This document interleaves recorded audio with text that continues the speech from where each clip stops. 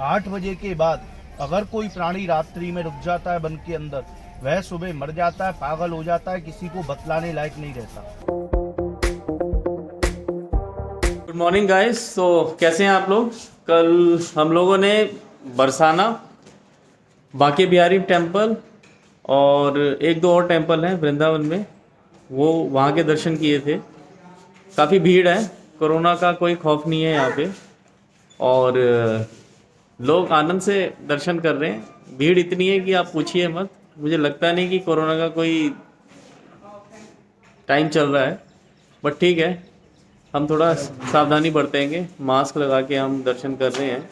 उसके अलावा कल हमने अपना स्टे रखा है, ये एक आश्रम है, जान पहचान थी तो हमने यहाँ पर अपना 2 कमरे लिए थे, 2 फैमिली है हमारी। और आपको दिखा देता हूँ आश्रम है कैसा। ये हमारा रूम है, ठीक ठाक है। ऊपर आइए आपको दिखाते हैं अंदर से रूम। वॉशरूम भी काफ़ी बड़ा साफ सुथरा है। इसके अलावा यहाँ पर एक बालकनी है, ये बालकनी है। हाँ जी, गुड मॉर्निंग कर दीजिए। ये बालकनी है, प्लस यहाँ पर अगर आप अपना किचन लेके आना चाहते हैं, किचन भी है। इसके अलावा यहाँ पर बंदरों का बहुत खौफ है। कल मेरी साथ एक दुर्घटना हो गई। जनरली आप मेरे चेहरे पे मेरी ऐनक देखते हैं, बट वो मिसिंग है। उसका कारण यही है कि बंदर निकाल के ले गया। उसको मैंने बिस्किट ऑफर किए, नहीं दिया। फिर किसी ने बताया कि इनको फ्रूटी चाहिए होती है।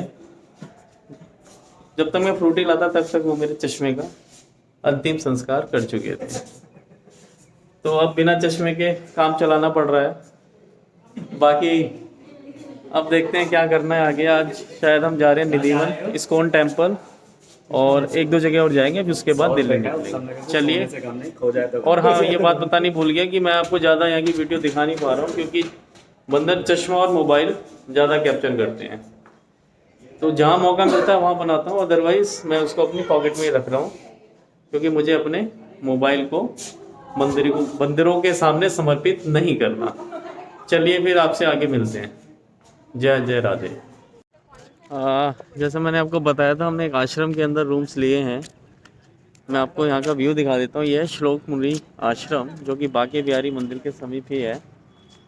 आपको मैं दिखाता हूँ। यहाँ देखिए, ये है श्लोक मुनि आश्रम। ये उदासीन स्वामी रामानंद ट्रस्ट द्वारा निर्मित है। कुछ कंस्ट्रक्शन का काम अभी चल रहा है। यहाँ पे काफ़ी बड़ा एरिया है यहाँ का। पार्किंग फैसिलिटी भी है, जो कि एक बड़ी समस्या है अगर आप मथुरा वृंदावन में आएंगे। बाकी बंदरों का खौफ बहुत है। बंदर आपके फ़ोन और स्पेशली आपके चश्मे के सबसे बड़े दुश्मन हैं। जहाँ उन्हें मौका मिलता है, एक बिजली की गति से आते हैं और आपका चश्मा छीन के ले जाते हैं।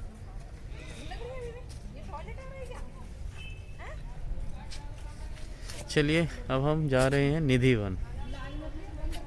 वहाँ पर आपको उस जगह के दर्शन कराएंगे। चलिए जी, आगे मिलते हैं।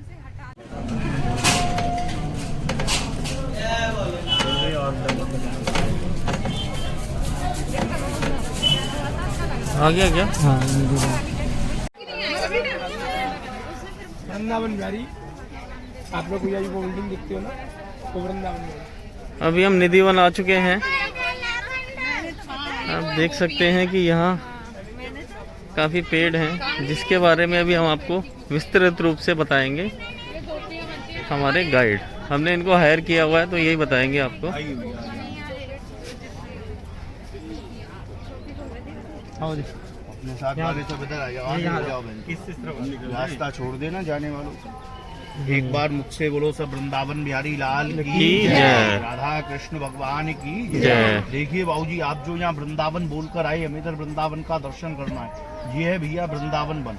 वृंदा माने तुलसी, वन माने जंगल।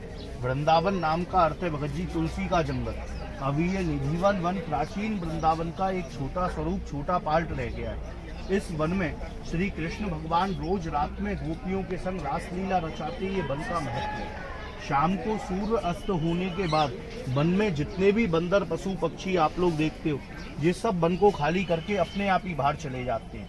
एक बंदर भी वन में रात में नहीं रुकता है। यहाँ 8 बजे के बाद अगर कोई प्राणी रात्रि में रुक जाता है वन के अंदर, वह सुबह मर जाता है, पागल हो जाता है, किसी को बतलाने लायक नहीं रहता। जिन लोगों ने विश्वास नहीं माना, बुद्धिमता के अहंकार में रात्रि में झाड़ियों के पीछे दुबक्के रुक गए, उन भक्तों का आज भी समाधि स्थान निधि वन के अंदर बना हुआ है। नाम, पता, एड्रेस आज भी उनका लिखा हुआ है जो रात में वन में रुके हैं।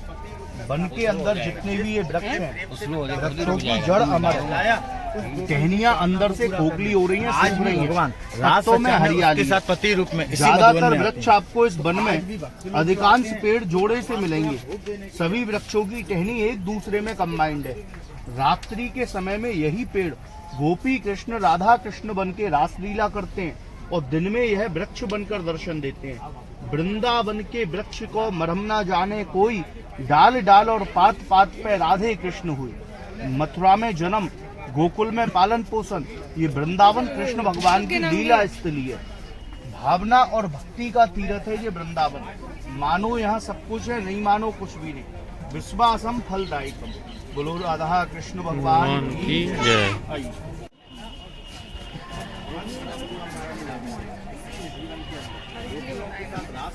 ये भैया ललिता कुंड है। रास करते करते गोपियां हैरान हो गई, थक गई, गोपियों को प्यास लगी, तब भगवान कृष्ण ने बंसी से खोद के निकाला इस कुंड को। इस कुंड में से ललिता सखी ने पानी पिया। ललिता सखी के नाम से कुंड का नाम पड़ा भैया ललिता कुंड। ये भगवान ने बंसी से खोदा है। 16,108 गोपियों में सबसे बड़ी गोपी मानेगी ललिता गोपी। बोलो ललिता महारानी की जय। ये बंसी से खोदा है बहन भगवान ने। मैं पहले भी वृंदावन आ चुका हूँ, बट कभी मौका नहीं मिला था यहाँ आने का। बड़ी रहस्यमयी और आस्था से भरपूर जगह है ये। अगर आपका कभी वृंदावन आना हो तो यहाँ जरूर आइएगा। बिहारी जी का तानसेन बैजू बाबरा के गुरु हुए स्वामी हरिदास, संगीत के जो सम्राट माने गए, ललिता सखी के अवतार। द्वापर में जिनका ललिता सखी का जन्म था, जो राधा रानी की मुख्य सखी, कलयुग में वह संत हरिदास जी के रूप में इस वन में आई। हरिदास जी ने बैठकर 12 साल साधना किया, भजन तपस्या किया। भजन, साधना, तपोबल, विश्वास से 2 मूर्ति जमीन से प्रकट करी। पहली विग्रह वृंदावन बिहारी बलराम जी की, जो यमुना किनारे नंद भवन में विराजमान है, शेष अवतार। दूसरी मूर्ति बांके बिहारी कृष्ण की, जो आप लोग बांके बिहारी के मंदिर में दर्शन करते हो बिहारी जी का। ये दोनों प्रतिमा इसी जगह से जमीन से प्रकट आज अपने मंदिरों में स्थापित हैं। जैसे हमारे आपके 2 नेत्र हैं, इसी प्रकार यशोदा मैया के वृंदावन में 2 नेत्र माने, वृंदावन बिहारी और बांके बिहारी। वृंदावन बिहारी बोले बलराम को और बांके बिहारी बोले कृष्ण को। द्वारका के राजा बने कृष्ण और वृंदावन ब्रज के राजा बने बलराम। बोलो राधा कृष्ण की जय।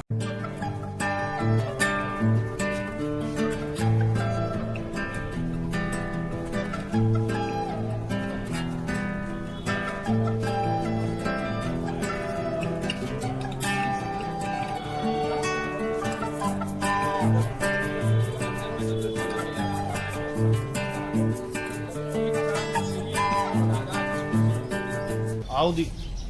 बोलो राधा कृष्ण भगवान की जय। ये बाबूजी रंग महल, राधा रानी का श्रृंगार घर।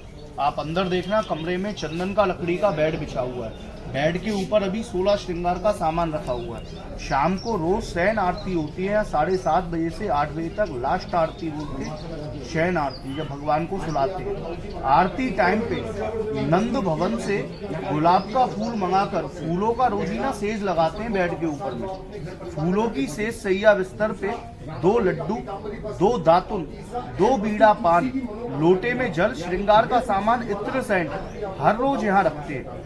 8 बजे भैया कमरा बंद हो जाता है। 2 गेट, 5 ताले सब लॉक हो जाते हैं। सुबह मंदिर खुलता है 5:30 बजे। आरती होती है, जिसको ब्रह्म मुहूर्त में मंगला आरती कहते हैं, अर्ली मॉर्निंग। भगत लोग आमे बहन लोकल भी बाहर के भी आकर के यहाँ सुबह अद्भुत दर्शन करते हैं। लड्डू फूटो भयो जैसे कोई खाकर गया हो, दातुन चबी हुई, बीड़ा पान खिला हुआ, लोटे में जल गायब, फूलों की सेज दबी हुई, श्रृंगार का सामान बिखरा हुआ मिलता है। ये दर्शन आप भी कर सकते हो सुबह 5:30 बजे आकर मंगला आरती में। हर रोज होता है ऐसा दर्शन। सुबह दर्शन करने से मन में ऐसा भाव उत्पन्न हो जैसे अभी अभी कोई उठ के गया हो। ऐसी मान्यता है कि दिन भर भगवान अपने घर पर बैठकर आने वाले भक्तों की मनोकामना पूर्ण करें कि नंद घर आनंद भयो। रात्रि में घर से आए के या राधा रानी को श्रृंगार करें, शयन करें, रास रचाएं। इसको रंग महल श्रृंगार घर के नाम से जाना जाए। यहाँ जो फूलन की सेज मिले वह यमुना में अर्पण करें। लड्डू दातुओं का जो प्रसाद है वही प्रसाद नंद भवन से अन्नकूट के प्रसाद के साथ भक्तों को वितरण किया हो जाए। बोलो राधा कृष्ण भगवान की जय, वृंदावन बिहारी लाल की जय। आइए बहन दर्शन। यहाँ की हम आपको अंदर की इमेज नहीं दिखा पाएंगे, कोई भी फुटेज, क्योंकि यहाँ पे फ़ोटो खींचना मना है।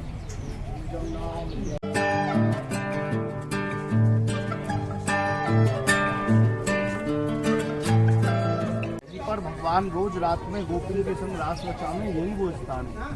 सामने राधा कृष्ण का सिंहासन या भगवान आके बैठते हैं। पहले ये सारा स्थान कच्चा था, जल मिट्टी गोबर का।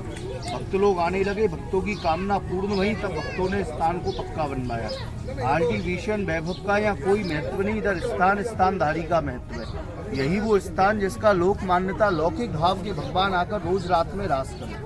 जिन लोगों ने विश्वास नहीं माना, रात में झाड़ियों के पीछे दुबकते रुक गए, शरीर को उनके परिवार वाले उठा के ले गए। जिस जगह शरीर पाया गया, परिवार वालों ने उनका ऐसा स्थान बनाई दिया। नाम, पता, एड्रेस आज भी उनका लिखा हुआ है। विश्वासम फलदायकम।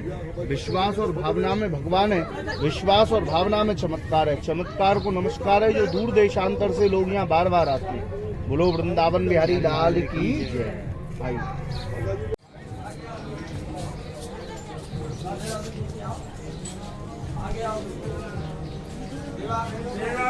बंसी चोर राधा रानी का दर्शन है। यहाँ राधा रानी ने कृष्ण भगवान की चोरी करी है। भगवान की बंसी, मुकुट, पीतांबर चुरा करके कृष्ण के रूप में भक्तों को दर्शन दे रही है राधा रानी। राइट में ललिता सखी, लेफ्ट में विशाखा और बीच में राधा है जो कृष्ण को राधे में शास्त्रन के अनुसार इनको नाम है राधे। बोलो राधा रानी की। में बाबूजी दर्शन करना स्वामी हरिदास जी की जीवित समाधि का दर्शन है। 1630 में संत हरिदास जी ने यहाँ जिंदा समाधि लिया। नीचे हरिदास जी का जिंदा समाधि है, बगल में उनकी लकुटिया जिसको लेके बैठ के वो भजन करें। बीच में ललिता सखी के रूप में दर्शन है। हरिदास जी कौन है? ललिता सखी के अवतार। पहले जो संत महात्मा थे उनको अग्नि संस्कार, देह संस्कार नहीं होता, वे जल समाधि, जीवित समाधि प्रयोग करते। वृंदावन बिहारी बांके बिहारी को प्रकट करने के उपरांत 1630 में यहाँ स्वामी जी ने जिंदा समाधि ली। बोलो हरदास जी महाराज की जय। नंद गाम सो गाम, बंसी बट सो बट नहीं, कृष्ण नाम सो नाम।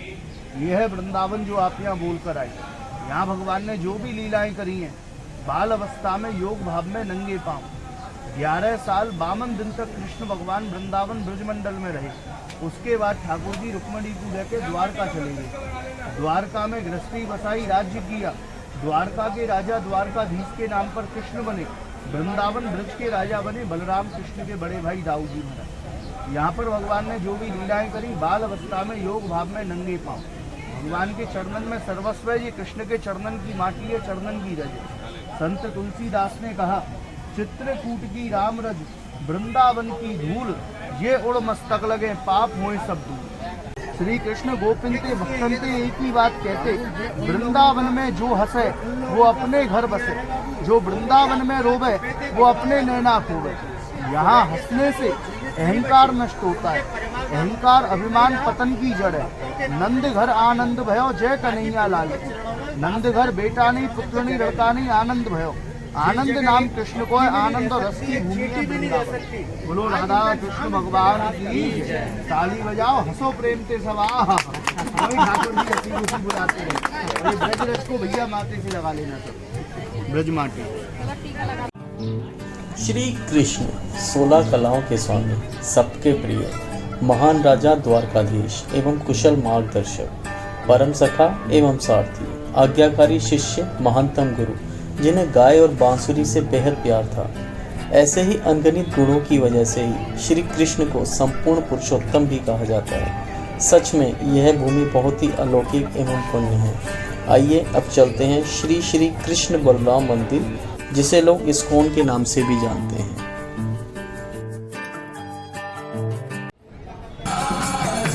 तो अब हम आ चुके हैं श्री श्री कृष्ण बलराम मंदिर में। इस मंदिर का निर्माण 1977 में इस्कॉन के संस्थापक पूज्य प्रभुपाद जी की इच्छा के अनुसार हुआ था। वह चाहते थे कि जिस भूमि पर श्री कृष्ण और बलराम अपनी बाल अवस्था में क्रीड़ा किया करते थे, वहाँ पर एक मंदिर का निर्माण हो जो कि कृष्ण और बलराम को समर्पित हो। आइए मंदिर के दर्शन करते हैं।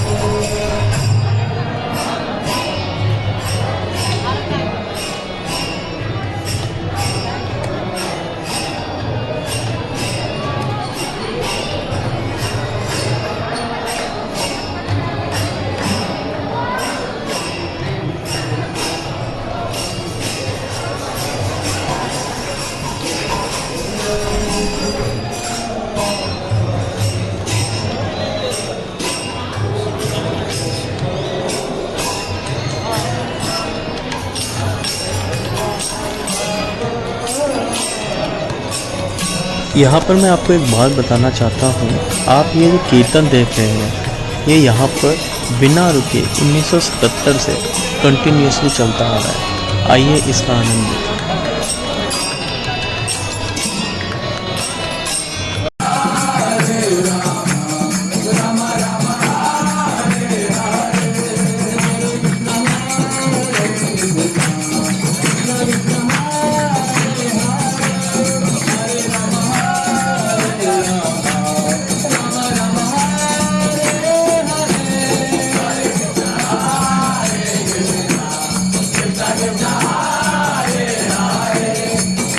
दोस्तों, अपनी यात्रा का मैं अब समापन इसी शुभकामना के साथ करता हूँ कि आपको ये ब्लॉग मेरा पसंद आया होगा, और शीघ्र ही आपको एक और ब्लॉग पर लेके जाऊँगा मैं अपनी केदारनाथ और यमुनोत्री की यात्रा में। लेकिन उसमें अभी थोड़ा समय है, मई एंड में होगी। तब तक आप देखते रहिए मेरा ब्लॉग, और आपके जो भी कमेंट हैं वो मेरे को बहुत अच्छे लगते हैं।